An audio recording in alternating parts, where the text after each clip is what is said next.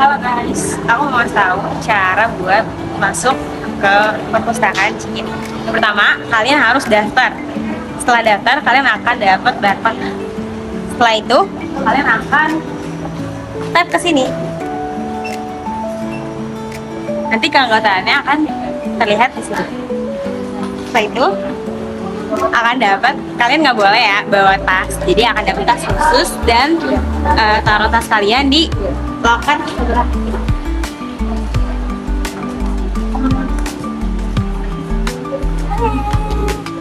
Dan kalian bisa jalan-jalan sepuasnya, nyari-nyari buku pakai tas lucu ya.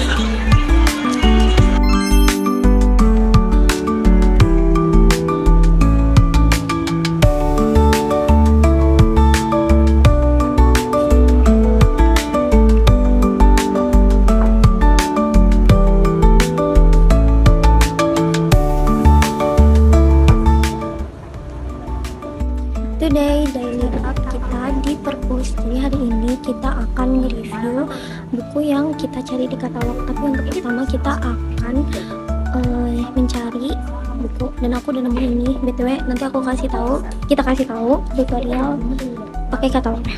Stay tune.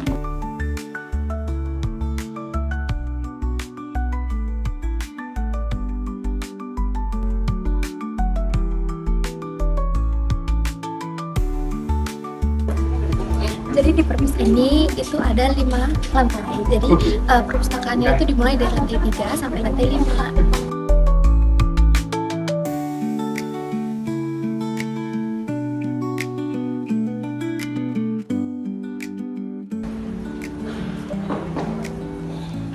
Jadi sekarang kita datang menuju ke bawah. Hai guys, kita cari buku yang tadi Laut Bercerita. Iya, kita cari Laut Bercerita. Gimana nyarinya? Kita lihat nih di sini. Kalau kalian mau cari buku, bisa banget pakai katalog. Ini dia katalognya. Nah, caranya gampang. Kalian tinggal tulis judul buku yang mau kalian cari. Misalkan kalian mau cari Laut Bercerita. Yuk kita cari Laut Bercerita. Laut Bercerita.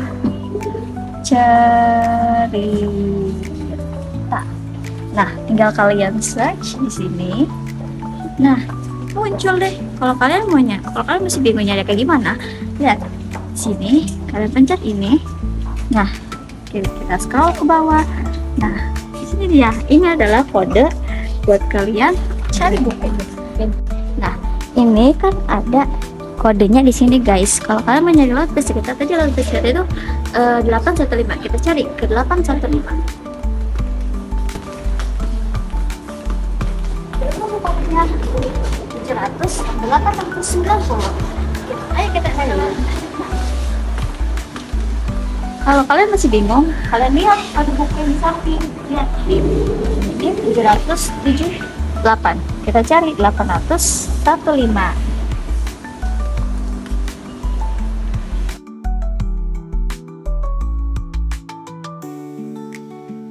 Novel ini mengkisahkan tentang Laut Biru, seorang mahasiswa idealis yang menjadi aktivis pergerakan melawan ketidakadilan dan penindasan rezim Orde Baru.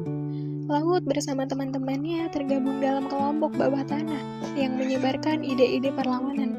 Namun, mereka akhirnya ditangkap oleh aparat, disiksa, dan hilang tanpa jejak. Laut itu seperti kehidupan, tak ada yang tahu kapan ia akan tenang dan kapan ia akan bergelora. Laut Bercerita karya Laila Esuduri berlatar belakang Indonesia pada era Orde Baru, khususnya sekitar tahun 1990-an. Buku ini menggambarkan situasi politik saat itu, ketika banyak aktivis mahasiswa yang berjuang melawan rezim otoriter mengalami penculikan, penyiksaan, dan penghilangan paksa. Laut Bercerita mengajarkan pentingnya memperjuangkan kebenaran, mengenang sejarah agar tidak terulang, serta ketahanan dalam menghadapi kehilangan. Novel ini juga menyoroti harga mahal kebebasan dan arti solidaritas dalam perjuangan melawan ketidakadilan. Penulis Laila Esuduri menulis dengan gaya puitis namun tajam. Dalam Laut Bercerita, ia menggambarkan penderitaan dan harapan tokohnya dengan deskripsi mendalam, menghidupkan emosi seperti takut, kehilangan, dan amarah. Menggunakan alur maju mundur, ia perlahan mengungkap tragedi yang menimpa biru laut dan sekitarnya. Meski fiksi, novel ini terinspirasi dari kisah nyata aktivis yang hilang di era Orde Baru.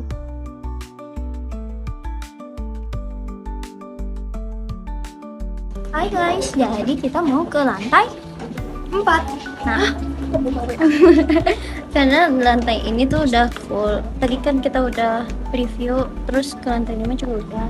Terus sekarang kita ke lantai bawah.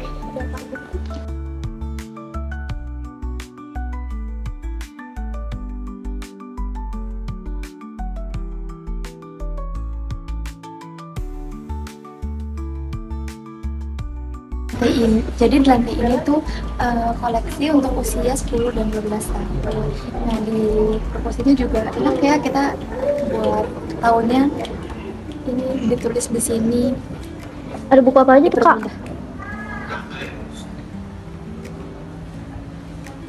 Buku bocil-bocil ya? Ronald Dahl. Apa lagi? Roald Dahl. Ini sketcher. Oh my god, what's that? Oh ini bukan buku sketchbook gitu. Kita mau ke playground yang di sebelah sana. Itu beneran ada guys. Tadi aku lihat sih, karena dia baru datang juga. Tadi macet.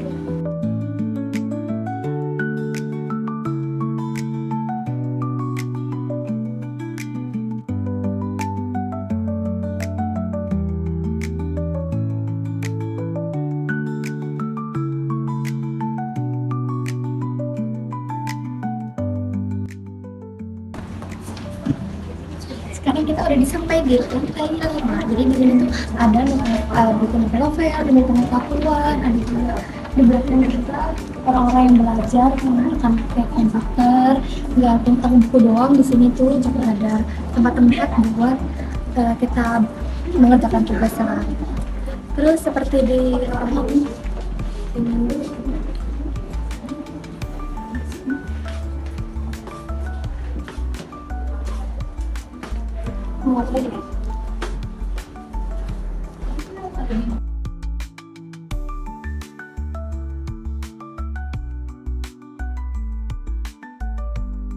Kisah Satoreang dalam buku Anjing Mengeong, Kucing Menggonggong mewakili sebagian besar hati anak-anak.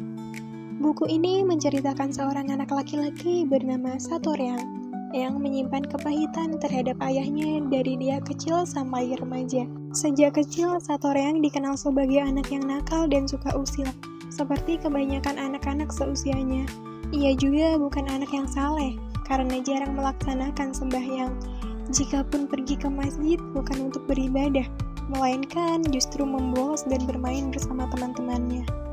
Suatu ketika setelah disunat, ayahnya mengatakan bahwa sudah saatnya Satoreang menjadi anak yang saleh. Sejak saat itu, ayahnya mulai mengawasi dan mewajibkan Sato untuk sholat 5 waktu, mengikuti pengajian, belajar mengaji, serta mendengarkan ceramah dari ustadz. Ayahnya tidak membiarkan Sato membolos untuk sembahyang, maka Sato pun menjalankan semua perintah itu karena terpaksa dan merasa takut pada ayahnya. Bagi Satoreang, sholat 5 waktu dan belajar agama sangat menyita waktunya. Ia merasa tidak lagi memiliki kebebasan untuk bermain dengan teman-temannya. Bahkan hingga duduk di bangku sekolah menengah, ia masih merasa dikekang. Ketika teman-temannya sudah pernah menonton di bioskop, hanya Sato yang belum pernah merasakannya. Jika ada pasar malam di dekat rumahnya, ia pun harus keluar diam-diam karena takut dimarahi oleh ayahnya. Ayah Sato memastikan hidup anaknya hanya tentang sembahyang, dan sembahyang. Hal inilah yang membuat Sato merasa kebebasannya direnggut. Hingga perlahan tumbuh rasa tidak suka terhadap ayahnya. Ia merasa ayahnya tidak pernah benar-benar mengerti akan keinginannya, dan hanya terus memaksanya untuk beribadah, tanpa mempertimbangkan perasaannya sebagai seorang anak. Sepanjang cerita ini, Satoreang itu selalu bertanya-tanya, apakah memang menjadi orang baik itu selalu dikatakan menjadi orang saleh?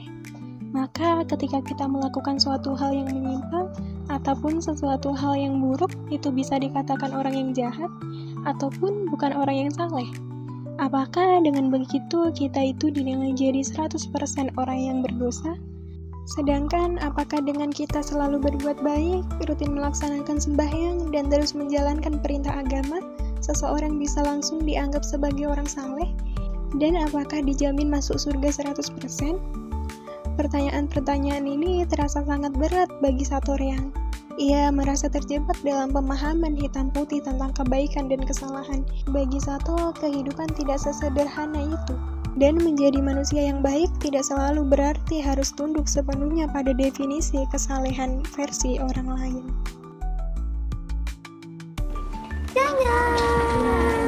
Kita sudah selesai. Jadi kita hari ini say goodbye and thank you. Thanks for watching. Jangan lupa like, Support kita. Dan jangan lupa baca buku, seru banget di sini. Recommended. Jangan lupa baca buku.